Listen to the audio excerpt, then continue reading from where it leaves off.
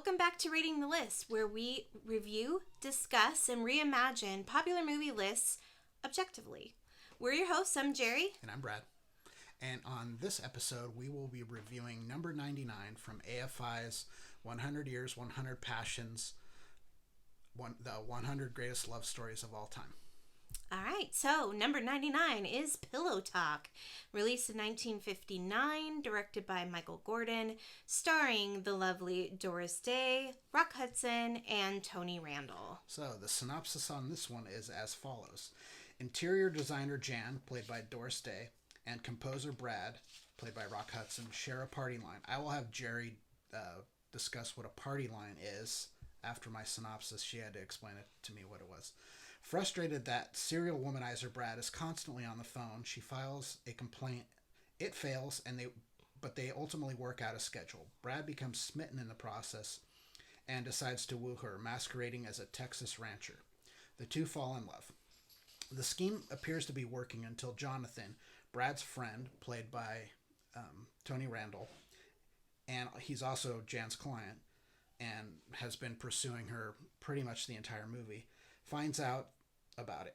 Jan eventually learns the truth on a romantic getaway. Brad tries to win her back by commissioning a remodel on his apartment. She accepts only so her employer doesn't lose out. She does a ridiculous job, but they laugh it off and lovingly embrace.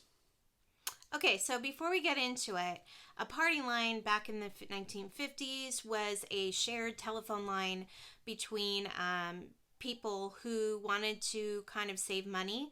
So they would share a phone line. So if somebody was on the phone, you could not use the phone until they got off the phone. It's essentially like the same thing, like if you were in your house and one of your siblings was on the phone. This is back in the landline days for the youngsters. If someone was on the phone, you wouldn't be able to use it. The same thing applies. It's basically like, they're sharing a single telephone line. So this is the kind of MacGuffin, the inciting incident of this particular story.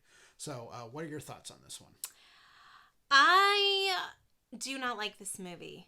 I think I watched it when I was younger, so I didn't even trip off anything, but watching this with 2022 eyes is really heartbreaking, really.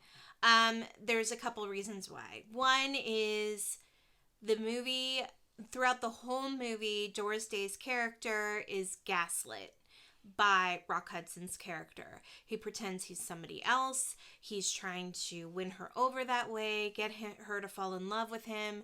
We're never clear on what his overall end game is on that. That was my thing. It's like, okay, at some point, like, if you really want her, you're going to have to come clean as to who you are. Or what are you going to do? You're going to fake being a Texas rancher? Yeah, until you guys are very bizarre. Until you guys are, like, married and old and, And she's like, oh, hey, where's those cattle that you were talking about? Yeah, and it's just like he's got to keep up this act of having an accent and all this stuff for however long. At some point, she's going to figure out he's not who he is, and maybe not necessarily know exactly who he is, but at some point, he's got to come clean on who he is, and that's never going to go well. So I didn't understand, like, the whole concept of what they were trying to pull off. And then, in the other note, he was still talking to her as himself, and he was gaslighting her there, too. He was like, do you really know what this guy is up to? Yeah. Are you sure you trust this guy? He's trying to get you into his room because he's got one thing on his mind. So it's like he was lying to her on all facets of everything. Yeah, it was just really bizarre. And then even like Tony Randall, who's supposed to be the good guy in this story, he's her client and her friend, and he's constantly asking her out, and she keeps telling him no. She tells him no at least like 20 times. Like at least half a dozen times. He blocks the doors so she can't leave his office. Yeah. He's trying to convince her to marry him, and she's like, no, I'm not having it. He buys her a car just out of the blue. Yeah, like it's just a lot. And there's also one scene where she's doing somebody a favor, and she's on a date with this guy, like a friend of somebody. Yeah. And he, they kind of... They park. I don't think she wanted to park to begin with. Yeah. He just parked the car, and he is forcing himself on her. Right. And she's saying, no, no, no, trying to push him off her. Yeah. He goes and does that several times. Yeah. I'm like, why doesn't she just jump out of the car? Yeah, Because and that's going to be safer than being in the car with that guy. You know, this they played for laughs. Yeah. So this is one of those situations where this shouldn't have played in 1959. No. This isn't a matter of just looking at it from modern eyes. It shouldn't have played in 1959. It wasn't okay in 1959 to do that stuff. It's certainly not okay to do it today. There's so many problems with this movie. Granted, Rock Hudson, tons of on-screen charisma. Yeah. He's very, very charming. Yeah. And Doris Day is fantastic, as she usually is. Yeah. And they have a ton of chemistry together. Yes, they do. They do. But there's not much of a love story to me. It's more one-sided, and it's more a love story based on complete lies. Yeah. And, I mean, the one positive thing I had going for the movie was this one had, to me, this was really positive representation for the most part. For a woman, you know, her character is generally, you know, looked at and with pretty high regard. She's a single working professional, which, you know, not a super common thing at that time.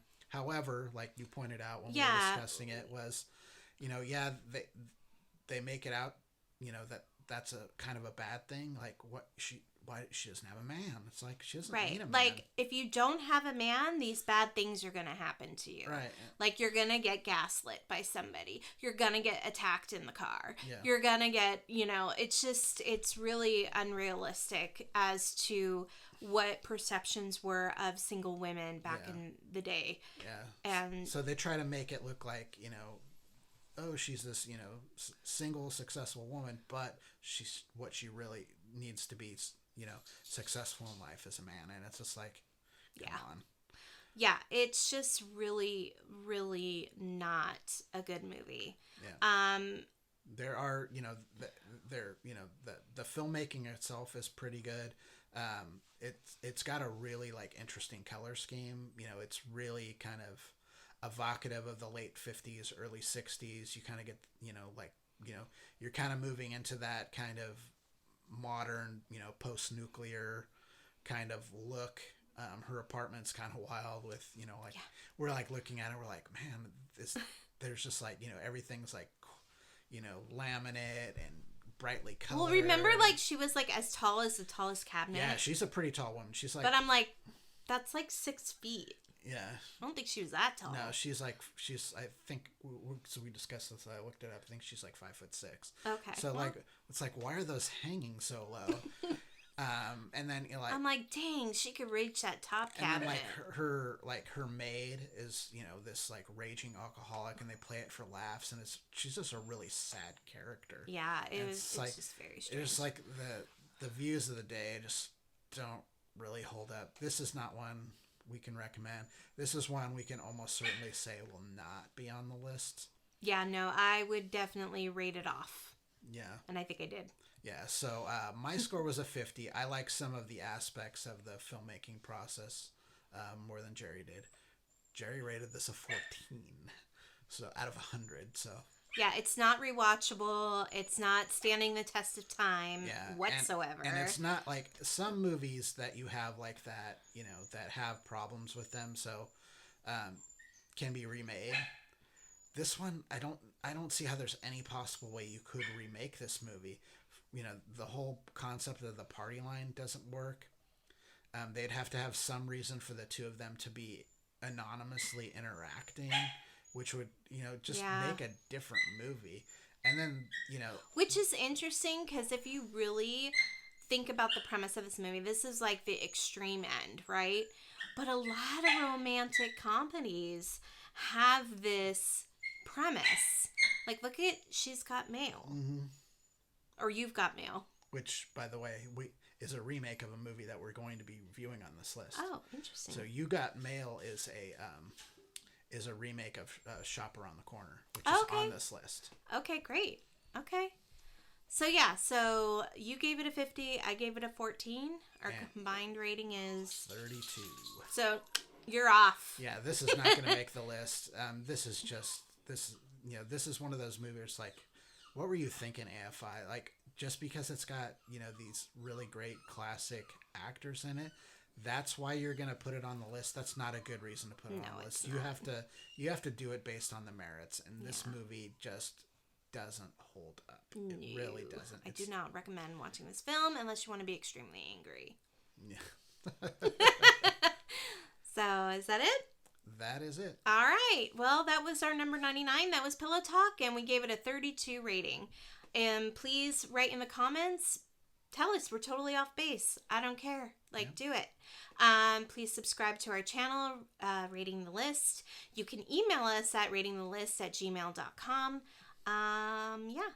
Yes. And please like this video, and we will see you next time. I'm Brad. I'm Jerry. We're Rating the List. All right. See you later.